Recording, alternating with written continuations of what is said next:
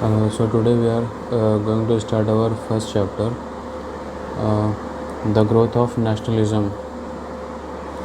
So before starting this chapter, we have to understand what does it mean by nationalism. So what is the definition of nationalism? It is written in your book in chapter 2 that the consciousness among a people inhabiting a more or less defined territories that they are distinct from other people in terms of their race, culture, tradition, and language, giving them a sense of belonging and togetherness, is called nationalism. The aim of nationalism in some countries is to gain independence, in others to unify a divided nation. So, uh, uh, what does it mean? What does it mean by nationalism? If we take the example of as we are Indian, as our country India, we live in a particular boundary. If we see the boundary of India, which is which separates us from the other people who are living in other parts of the country, in terms of our culture, our language, our traditions, our beliefs, our attire. So all these things are differentiating us from the people who are living in other parts of the country, and also it generates us a feeling of togetherness. So it is known as a nationalism, and this is also same for the other people who are living in other countries. This is known as a nationalism. So in this chapter we learn how nationalism started, how it spread across the world, and there are two very important incidents are mentioned in this chapter which we'll study deeply: American Revolution and the French Revolution. As you know, that in our constitution of India is inspired by the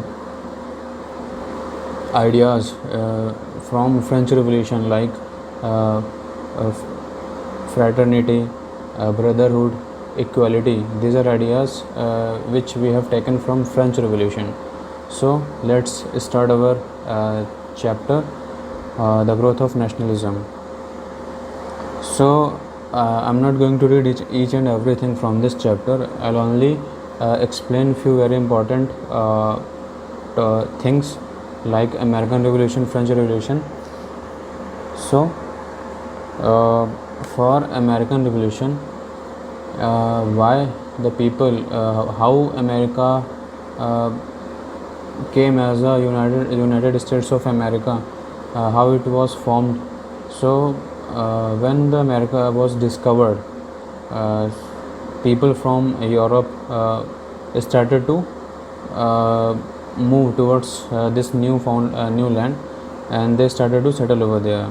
But after some time, as this was developed as the colony of British, America was also the colony of British as India.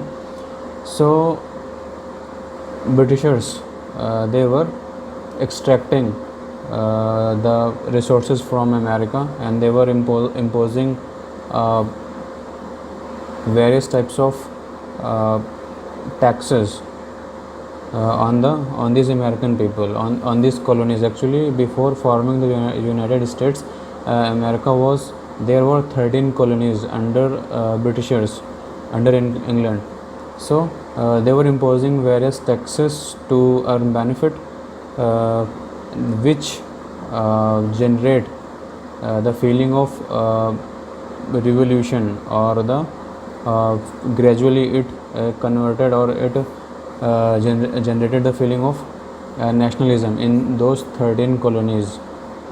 So what was the main events of that American Revolution was the first was the Stamp Act. What was the Stamp Act? It was act passed in British Parliament to impose taxes on every kind of business transaction which has been done in those 13 colonies which were under the England. So but these the representatives of these colonies, the people of these colonies, were against those heavy taxes. So this Stamp Act was passed in 1765. The revenue from the revenue which was generated by these taxes, these Britishers not using those revenues for the development of those colonies, for the benefit of those people who are living in those colonies. They were using for their purpose the money which they got as a taxes. So it the American revolutionaries and the second thing which inspired the revolutionaries of America was the philosophers of that time, English philosophers, French philosophers, who were supporting the idea of freedom, equality. Like a few of very famous philosophers were John Locke, Harrington, and Milton. So they were continuously proposing the ideas of freedom and fundamental rights of the people and equality. And also the one American, Thomas Jefferson, was very much influenced by these thinkers, and also he's in the favor of the freedom of the colonies, those 13 colonies, and he was supporting enthusiastically these 13 colonies to get free from the Britishers. And the third very popular incident was the Boston Tea Party, which you have heard in if you know Boston Tea Party. Actually, it was the incident which happened when the English Parliament imposed taxes on the consumer goods which were brought to these 13 colonies, like tea, like tobacco, glass, and various things. So what happened was when the tea laden ship was brought to the Boston port, and governor gave the order to unload those ships. Few American people from these colonies, they thrown those crates of tea into the sea. They dumped those tea into the sea. So this incident was known as a Boston Tea Party, which was a very important incident, and which also added fuel to the fire of uprising of the colonies, which given extreme speed or extreme support to the what was happening those in these colonies to get free from the English Britishers.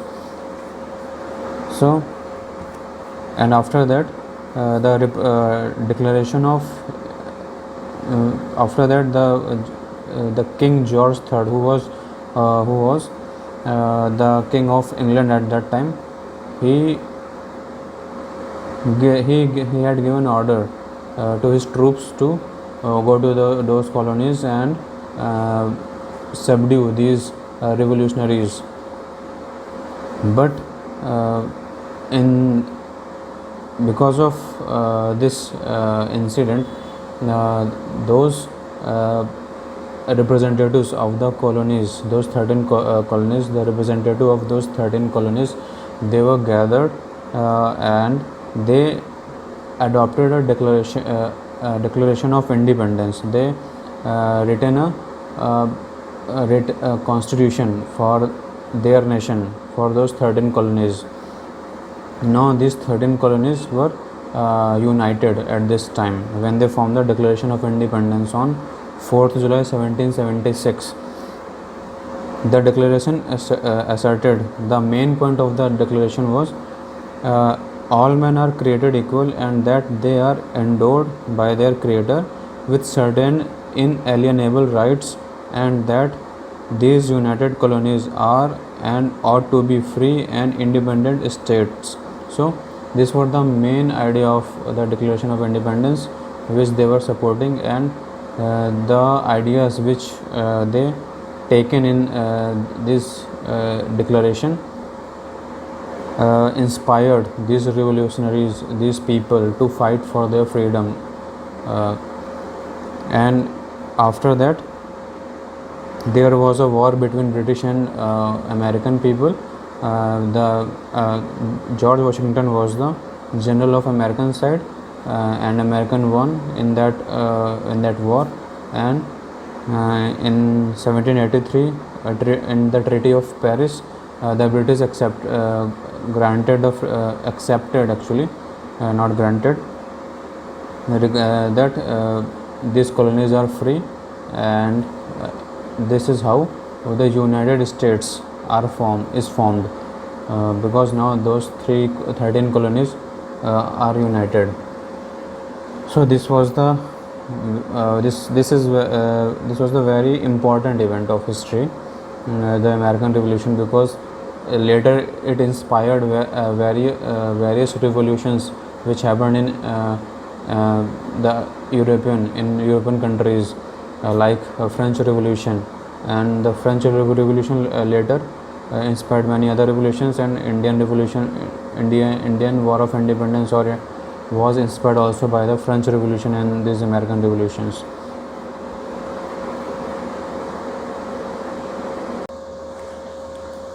So now we are going to discuss about the French Revolution, which was also a very important phase of the history.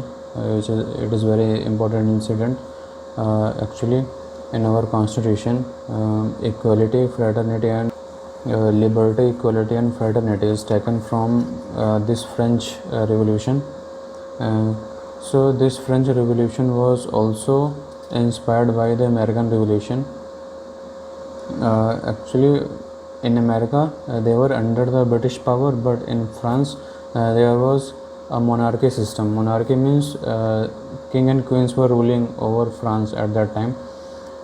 Actually, the French society was divided in three parts, three sects, or three states, like clergy, the nobles, and the common people were in the third state. So what was the main reason of the French Revolution was that the first two classes, like clergy and the nobles, were